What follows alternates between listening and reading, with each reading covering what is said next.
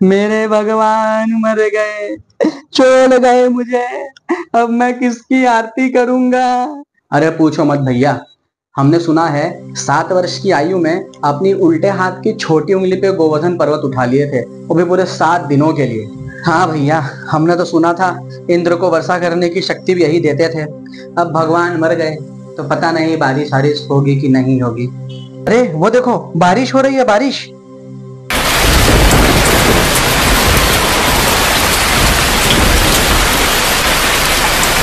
हैं? बारिश हो रही है। अरे वो देखो, बारिश हो रही है, बारिश बारिश। जब भगवान ही मर गए तो इंद्र को वर्षा की शक्ति कौन दे रहा है? नहीं नहीं नहीं सारुण के यहाँ कुछ तो गड़बड़ है।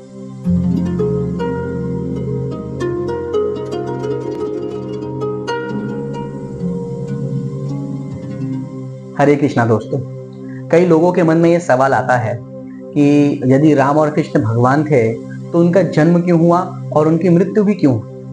क्योंकि हमने तो हमेशा से यही सुना है कि भगवान अनादि होते हैं, यानी जिनकी कोई शुरुआत नहीं होती, और वे अनंत होते हैं, यानी जिनका कभी अंत नहीं हो सकता।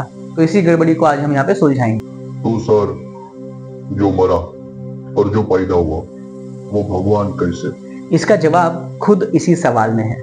गोवर्धन लीला के बारे में तो आपने सुना ही होगा। जब देवराज इंद्र वृंदावन को डुबो देने की इच्छा से समंतक बादलों द्वारा वे भयंकर वर्षा और उत्पात करवाते हैं, तब भगवान कृष्ण ब्रजवासियों की रक्षा के लिए 7 वर्ष की आयु में पूरे 7 दिनों और 7 रातों तक गोवर्धन पर्वत को अपने उल्टे हाथ की छोटी उंगली पर उठाकर रखते हैं।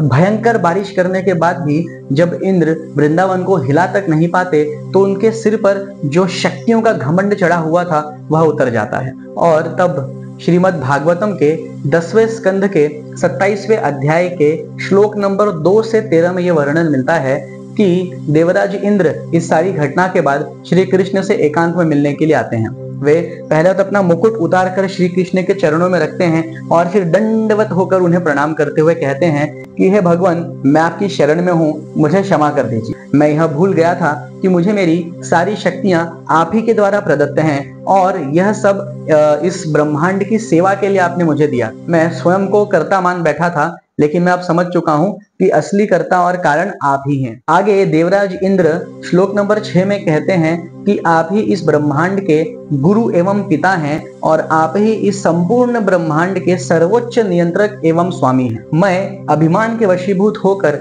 अपनी स्थिति को भूल गया था, कृपया मुझे क्षमा करें। तो इस घटना से आप साफ समझ सकते हैं कि देवराज इंद्र स्वयं जिसे भगवान घोषित कर रहे हैं, उसे नकारने वाले आप या हम कौन होते हैं। दोस्तों, मुझसे जुड़ने के लिए इस डिस्क्रिप्शन में मैंने एक वेबसाइट का लिंक दिया है। ये मेरी वेबसाइट है, आप इस वेबसाइट पर जाकर विजिट कर सकते हैं और हमारी अन्य सर्विसेज का लाभ ले सकते हैं। इस वेबसाइट में सारी ही सेवाएं निःशुल्क हैं, तो कृपया इसका लाभ लीजिए। लेकिन जो मरा और जो पैदा भी हुआ वो भगवान कैसे हो सकता है? अरे भैया, आपका देवराज इंद्र की भी नहीं मानोगे? चलो ठीक है, आपको टॉप पर लेके चलते हैं। तो एक कथा है जहां पर इस ब्रह्मांड के सृष्टिकर्ता श्री ब्रह्मदेव स्वयं भगवान कृष्ण से मिलने के लिए द्वारका की नगरी में जाते हैं। अच्छा, जब ब्रह्मदेव द्वारका जाते हैं तो उनके मन में अभी भी थोड़ा सा अभिमान शेष रहता है और भगवान कृष्ण को अपने भक्तों में अभिमान बिल्कुल भी पसंद नहीं आता, इसलिए वे उनके अभिमान को तुरंत तोड़ देते हैं। तो हुआ यूं कि द्वारपाल को जाकर ब्रह्मदेव ने कहा कि हम श्री कृष्ण से मिलना चाहते हैं। अब यहाँ पर ध्यान देने वाली बात यह है कि ब्रह्मदेव जो इस समस्त ब्रह्मांड के सृष्टिकर्ता हैं, वे सीधे कृष्ण के महल में नहीं प्रकट हुए, बल्कि उन्होंने द्वारपाल से कृष्ण से मिलने के लिए अनुग्रह किया।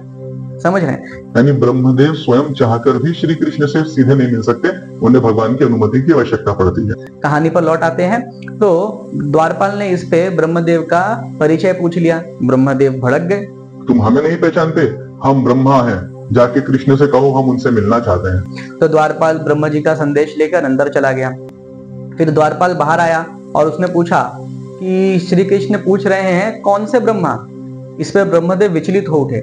उन्होंने कहा, 4 मुख वाले ब्रह्मा, चतुर कुमारों के पिता, इस ब्रह्मांड के सृष्टिकर्ता हम ब्रह्मा।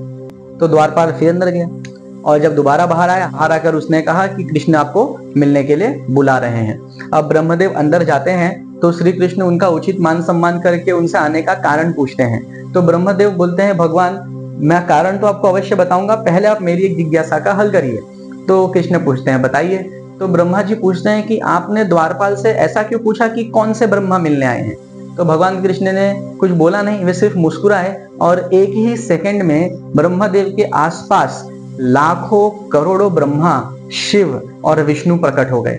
कई ब्रह्माओं के तो 4 से ज्यादा सिर थे, किसी के 16 सिर, किसी के 32, किसी के 100 सिर। मैं समझ सकता हूँ कि आपको यह सब एकदम हाइप किया हुआ लगेगा, परंतु यही सत्य है।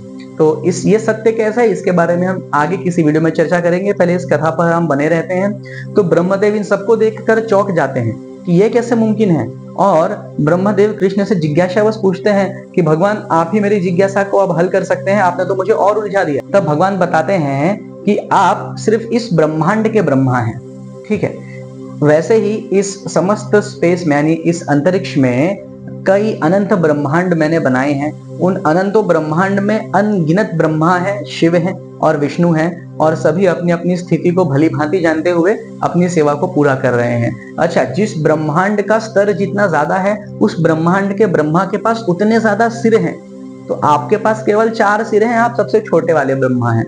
हाँ, आपसे भी बड़े बड़े ब्रह्मा हैं, तो कोई 8 सिर वाला, कोई 16, कोई 32, कोई 100, ऐसे कई इंद्र भी उन्हें उस सभा में देखने को मिले। एक इंद्र तो ऐसे थे जिनके पूरे शरीर पे आंखें ही आंख लगी हुई थी। ये सब देखकर ब्रह्मा जी विचलित हो गए और उन्हें अपनी असली स्थिति का संपूर्ण ज्ञान हो आया, और वे तुरंत श्री कृष्ण के चरणों में गिर पड़ते हैं और क्षमा याचना करते हैं, और भगवान उनके हृदय में बचे कुछ अभिमान को भी दूर कर देते हैं। तो ब्रह्मा जी डिक्लेयर करते हैं, ब्रह्म संहिता नाम का एक ग्रंथ है जिसकी रचना स्वयं ब्रह्मा जी ने की है।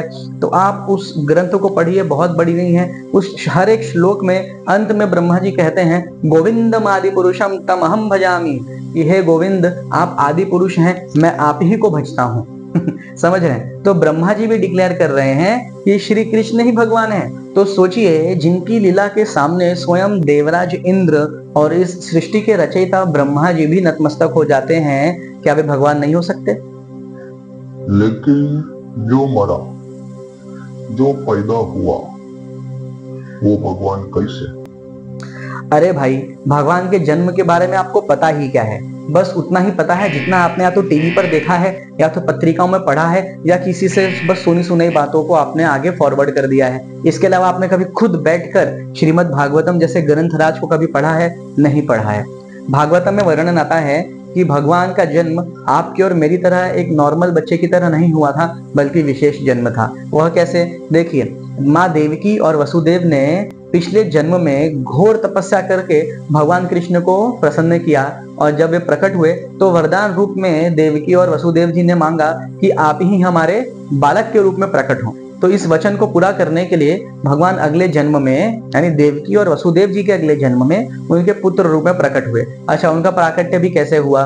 तो जब देवकी माता 8वीं बार गर्भवती हुई तो उनका पूरा शरीर तेजोमय हो गया। तो ऐसा वर्णन है कि वह जेल का जो कमरा था वो उनके शरीर से निकले हुए तेज से चकाचौंध हो जाता था, और इसी से कंस समझ गया कि मेरा काल अब इस गर्भ में आ चुका है। और इतना ही नहीं, अपने जन्म से कुछ क्षण पहले भगवान देवकी और वसुदेव के समक्ष अपने नारायण रूप में प्रकट होते हैं और उन्हें अपने जन्म का ज्ञान देते हैं और बताते हैं कि मैं भगवान हूँ और आपके लिए हुए वरदान के कारण मैं आपके पुत्र रूप में प्रकट हो रहा हूँ। और आगे सुनिए, जब भगवान का जन्म हुआ तो वो आपकी मेरी तरह रोते हुए नहीं पैदा हुए थे, वे मुस्कुराते हुए एक दिव्य तेजस्वी मुस्कान के साथ में उनका जन्म हुआ। उन्होंने एक दिव्य लंगोट पहले से ही धारण की हुई थी, उनके सिर पे घुंघरीले बाल पहले से ही मौजूद थे। हाँ, कुछ दिव्य रत्न भी उन्होंने पहले से ही पहन रखे थे। ऐसा कौन सा बच्चा है भाई जो इस तरीके से पैदा होता है, जो अब पैदा होने के पहले ही अपने माता पिता को आके बोले कि देखो भाई, मैं तुम्हारा बेटा हूँ, मैं तुम्हारे गर्भ से पैदा होने वाला हूँ। ऐसा कौन सा बच्चा है जो लंगोट लेके पैदा होता है, दिव्य रत्नों को लेकर पैदा होता है? कौन है? कोई नहीं, आप भी नहीं, मैं भी नहीं, सिर्फ भगवान ऐसा कर सकते हैं। समझे? अब आगे और सुनो। भगवद गीता 4.9 भगवान बताते हैं, जन्म कर्म च मे दिव्यम, मेरा जन्म और मेरा कर्म दोनों ही दिव्य है, और जो मुझे इस रूप में जानता है वह पहले से ही मुक्त है। समझ रहे हो? तो दिखने में हमें लगता है कि भगवान कुछ तो अपुन के जैसे दिखते हैं भाई, लेकिन ऐसा नहीं है मेरे दोस्त, भगवान भगवान है। अच्छा, आगे भगवान जन्म लेते ही क्यों हैं? तो भगवद गीता 4.8 में ही भगवान कहते हैं कि साधुओं की रक्षा के लिए, दुष्टों के विनाश के लिए और धर्म की पुनः स्थापना करने के लिए मैं हर युग युग में अवतार लेता हूँ। लेकिन जो मरा और जो पैदा भी हुआ वो भगवान कैसे हो सकता है? अब देखिए, जो सो रहा हो उसे तो मैं जगा सकता हूँ, लेकिन जो सोने की एक्टिंग कर रहा हो मैं उसे नहीं जगा सकता। तो मुझे आशा है आप सब अब तक जाग चुके होंगे। हरे कृष्णा।